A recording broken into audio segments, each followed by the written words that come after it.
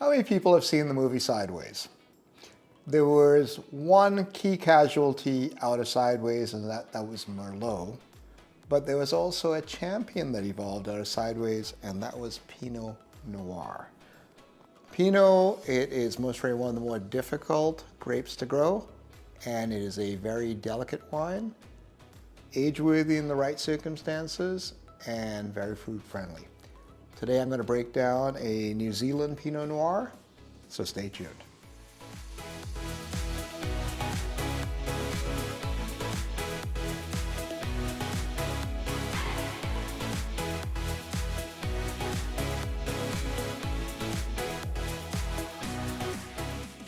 Greetings everybody, welcome to Brian's Table.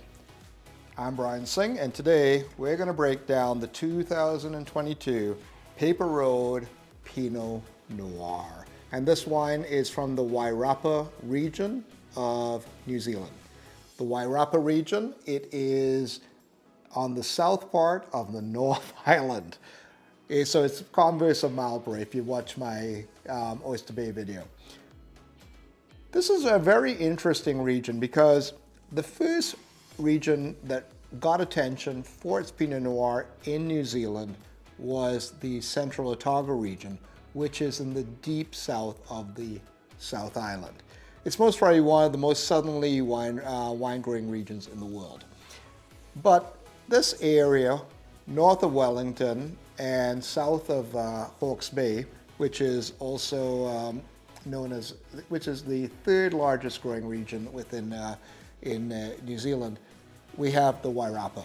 I know I had this corrected to me because it is a Maori word. It looks like you should be saying Wairarapa, but it's pronounced Wairarapa.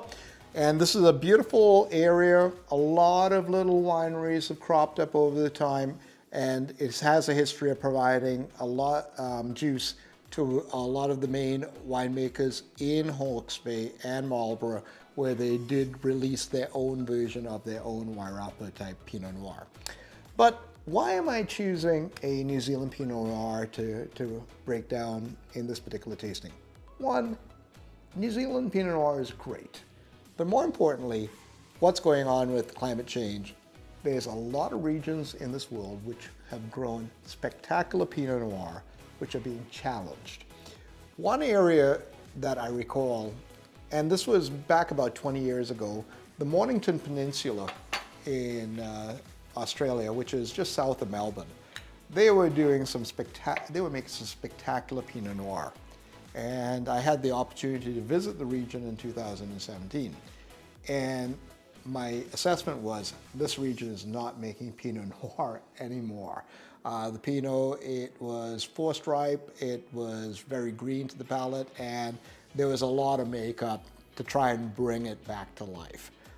So what's going on in that area? If we go to the longitudinal study that's done by the Australian Wine Institute, we see that everything's moving south. So Tasmania now is the prime growing region for Pinot Noir in Australia. But this phenomenon also affects everywhere else in the world. Burgundy is one of the regions that's really best known for its excellent Pinots and some of the most expensive wines in the world. If you go to Romani Conti, you're talking $20,000 a bottle. But you're dealing with grapes that have a thin skin and are fickle to their growing conditions, as well as the soils that they grow on. Pinot is most really, as rightly was said in Sideways, it is one of the most delicate grapes, and it's difficult to grow. And the regions that it grows best are being challenged by climate change. So Burgundy is going to be challenged to be producing quality vintages of Pinot. You go out to the coast in north of San Francisco, Sonoma County, and that whole area up there, going up to Russian River. Spectacular Pinots, they're going to be challenged in a few years' time. What we're starting to see is Oregon has really produced some good quality Pinots, but we're starting to see even into BC, where the conditions are right and you get the right climate conditions, that they're actually producing some pretty decent Pinots, and even on Vancouver Island. So if we follow that line of logic, Pinot growing regions are going to be moving north and south accordingly with the way the weather's changing. And New Zealand, I think, is going to be a big winner in it. So get used to having a few more Pinots if you do like the grape from New Zealand. All right, let's put this wine to the test. So just initially on visual inspection, this is a light colored red wine. As you can see here, you can see through it. So that gives you an indication that Pinot is a fairly light wine. There's a light oak treatment, so you're getting that coming through. It feels a little hotter than normal Pinot because I'm feeling that sensation at the back of my nose of alcohol. The cherry at the core. A little bit of cough drop in there. Not a lot coming through, but the alcohol does seem to be evident, much more so than some of the other characteristics you'd pick up on the nose. Let's give it a taste.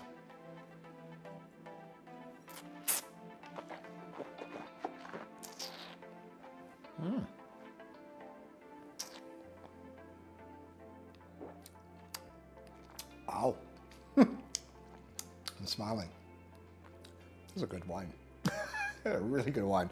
I will let you know that I got this for just over $20, and I'm quite surprised at how good this thing is. It says it's 30.5% alcohol. I feel it's a little bit higher, given the heat that's coming off it. But very light oak treatment that I'm picking up on here. But none of the big vanilla elements. Very, very light. The fruit does come through. The fruit does occupy your mid palate quite nicely. And the acid, well balanced. This is a pretty good wine for its price. But the true test of the wine is how well does it stand up to food. So, hitting up Isaac and the folks that Say Cheese here in Calgary. Love that place. In my travels, I've come to realize that when it comes to cheese stores, Say Cheese is an excellent cheese store, given it's got a really broad variety of cheeses from around the world. And I get to enjoy a Beaufort style cheese, and this one is a Beaufort Alpage. So that means it's an Alpine cheese from this Alpine region of France, so towards the Alps. And because it's towards the Alps, I feel that it will go reasonably well with a Pinot Noir. So let's cut a slice of this. It is it's actually a Gruyere style cheese. So it's a hard cheese, and let's see. And I'm going to expect a little bit of nuttiness, given it's a Gruyere style. Let's give it a taste. Nutty, creamy. Get a little grassiness to it. The milk that this was using, the milk that was used in this cheese was quite rich and creamy, and there's no doubt about that. That does come through, and that creaminess really does tend to reside on the front palate towards the middle of the palate. This is just telling me that this will go well on a cheese platter, and it needs something vegetal and herbaceous with it that really could elevate it. But let's see how it goes with the cheese. All right, little bite. You know what? I'm sure this wine will open up over the course of over the next hours, and we'll get a lot more lush.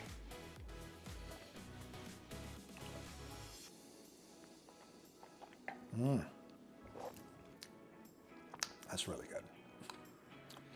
So, the cheese, it maintains its character, but what the cheese did, because of the fat that it brought to the party, made the wine way more juicy. So all of those characteristics that I felt were maybe a little harsh, given that I literally opened the bottle at the near the beginning of this video. Those have taken on a lot more fruit characteristics, so you get all of those rich red fruits. You get the cherries are there, you get a little bit of strawberry in there, a little raspberry. But the other thing about it, there's a little jammy element that comes in, but it's a very clean jammy element. It's not overly sweet. So imagine like if you are having a steak with a blueberry gastrique, right? You know, a little bit of acid, but also fruit. Think game. You know, this wine would go really well with game. There's no doubt about that. Speaking of game, we were filming a video early on, and we made some duck confit, which I stripped down. And I'm going to use in a salad, but I want to see how this goes with this Pinot, because Pinot and duck is a classic pairing. So I'm just going to grab a little bit of this confit here. Cheers, people. That's freaking delicious. No doubt about that. All right. That's so good. All the elements of duck confit that you love, absolutely in that recipe. Check it out, right up here. Let's see how this goes with the wine.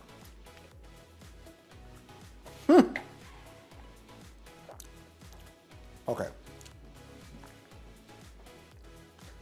This took the duck and dialed the duck from, the duck was already at 10. This took the duck to maybe 12.5. So the duck element came through. The fruit characteristics enveloped the duck, and the acid helped balance out the fat. So the wine played, it's more like a bridesmaid.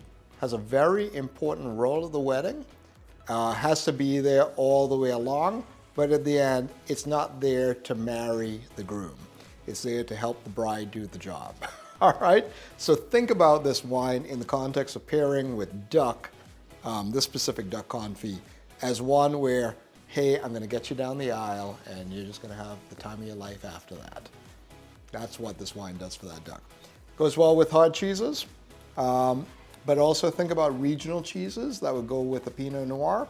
And I would also think about just regular roast chicken, you know? Just think about the things that come from that part of France, up in that sort of eastern, northeast corner of France.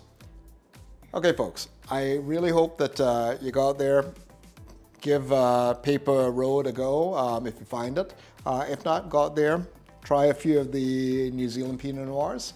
You know, expand your palate, give it a go, see what you think of them, and maybe if you like the red wines and you tend to like them a lighter style, this is a good wine for you. So, again, highly recommended. I'll give this one a go. I'd buy this again.